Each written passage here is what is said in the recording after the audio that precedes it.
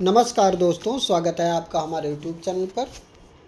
अगर आप चैनल पर नए हैं तो प्लीज़ चैनल को सब्सक्राइब कर दीजिए और अपने दोस्तों को शेयर कर दीजिए। 120 शब्द प्रति मिनट की गति से डिक्टेशन शुरू करते हैं। लेकिन इससे पहले आपको बता दूं कि इसका पीडीएफ जो है आपको टेलीग्राम ग्रुप में मिल जाएगा, जिसका लिंक मैं डिस्क्रिप्शन बॉक्स में दे दूँगा। ठीक है, तो डिक्टेशन शुरू करते हैं। 5 सेकंड में तैयार हो जाइए।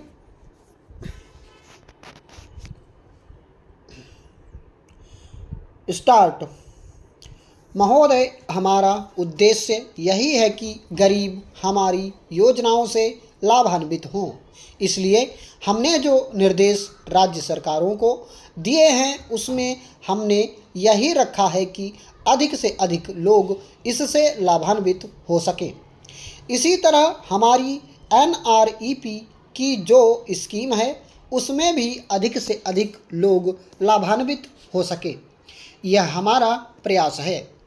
और भी कई तरह के कार्यक्रम हम चला रहे हैं। मैंने शुरू में कहा कि ये कार्यक्रम हमने शुरू किए हैं। हमारा कभी दावा नहीं रहा कि हमने सारी समस्याओं का समाधान कर दिया है, लेकिन हमने प्रयास जरूर शुरू किया है। हम कर भी रहे हैं और हम उम्मीद करते हैं कि अगर आपका भी सहयोग पूरी तरह से हमें मिले तो इन समस्याओं का समाधान करने में बहुत हद तक हम आगे बढ़ सकते हैं। आपने रेडियो की चर्चा की। रेडियो से इसका प्रसारण करते हैं। उन्होंने एक पैमाना बनाया हुआ है। 5 डिग्री से नीचे जब जब मरकरी गिरता है तो उसके बाद वे कहते हैं कि शीतलहर चलेगी।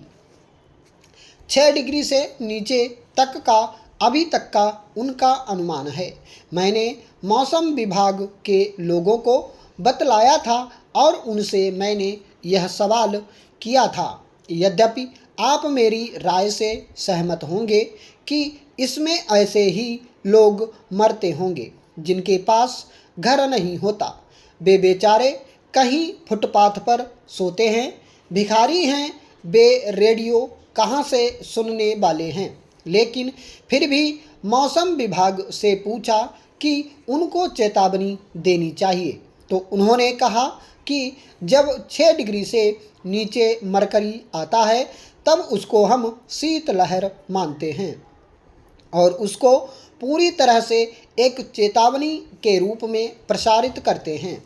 इस प्रकार की मौसम संबंधी सूचनाएं रोज ही रेडियो से प्रसारित होती रहती हैं, लेकिन अभी उनके मापदंड के अनुसार शीतलहर नहीं आई है। थोड़ी सी ठंड में भी कोई आदमी मर सकता है। शीतलहर ना भी हो, लेकिन अगर किसी के पास कपड़ा ना हो तो थोड़ी सी ठंड में भी वह मर सकता है। अभी मैं शीतलहर का जो मापदंड उन्होंने रखा है वह बता रहा था। हो सकता है कि उसको रिवाइज करने की ज़रूरत हो। मैंने आपका यह सुझाव नोट कर लिया है। बाकी जो अन्य बातें हैं उनसे मैं इनकार नहीं करता। हम और आप सभी जानते हैं कि इसके पीछे सबसे बड़ा कारण गरीबी ही है, लेकिन आप इसका कोई राजनीतिक लाभ उठाने का प्रयत्न ना करें। रैन बसेरा और आयोग नियुक्त करने के बारे में भी मैंने पूछा था। आयोग बहाल करने से कोई फ़ायदा नहीं होगा, बल्कि उस पर जो खर्चा आएगा उससे गरीबों में कंबल बांटना अच्छा रहेगा। महोदय, सरकार के पास इस साल की रिपोर्ट नहीं है, लेकिन पिछले 3 साल की रिपोर्ट क्या सरकार बतलाएगी कि पिछले 3 सालों में कितने लोग ठंड से मरे हैं और कितने लोग गर्मी से मरे हैं।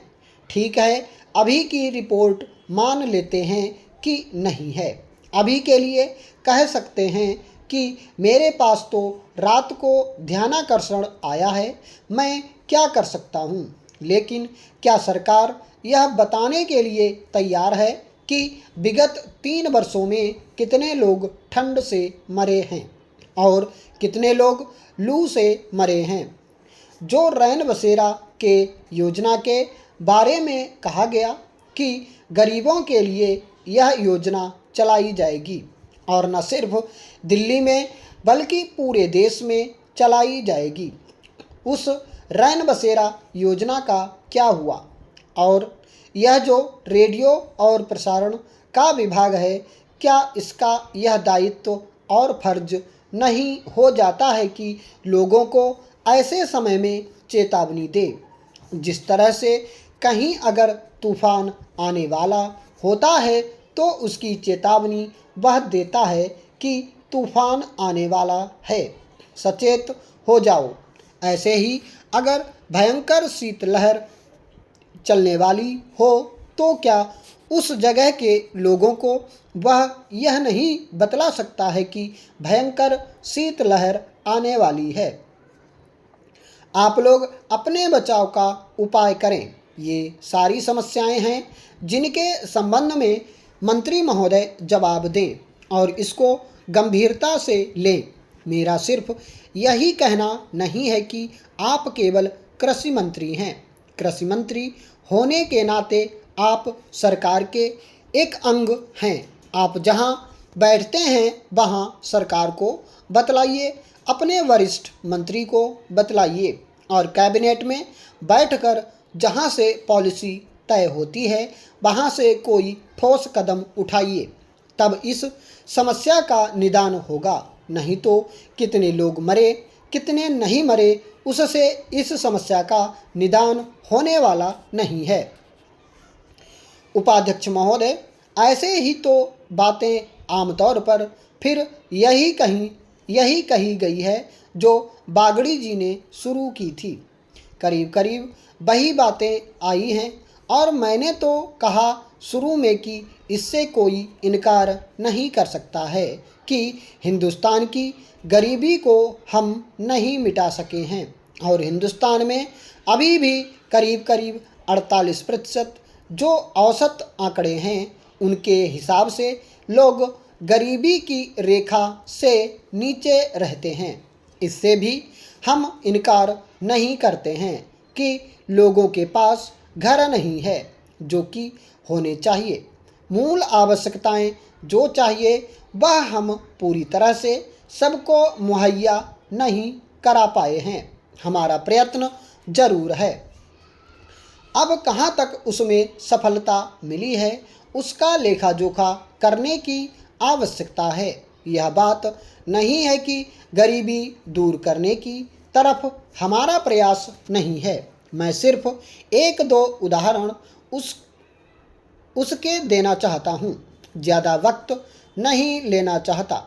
सिर्फ इसी को देखकर कि हमारे बहुत से लोग गरीबी की रेखा के नीचे रहते हैं। एक बड़े पैमाने पर हम चाहते हैं कि ग्रामीण विकास हो।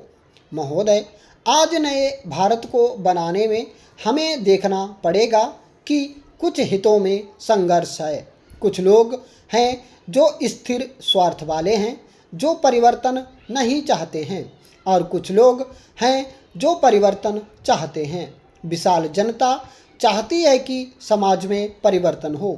तो जब यह संघर्ष है और जब हमने आपस में तय कर लिया और हमारे देश ने सिद्धांततः एक चीज़ को मान लिया कि हम अहिंसा के जरिए शांतिपूर्ण तरीके से संसदीय प्रणाली से ही नया समाज बनाना चाहते हैं, हम खून खराबा नहीं करना चाहते हैं। जो समाजवादी तरीके हैं उनसे हम काम करना चाहते हैं। साम्यवादी तरीके को हम नहीं मानते हैं।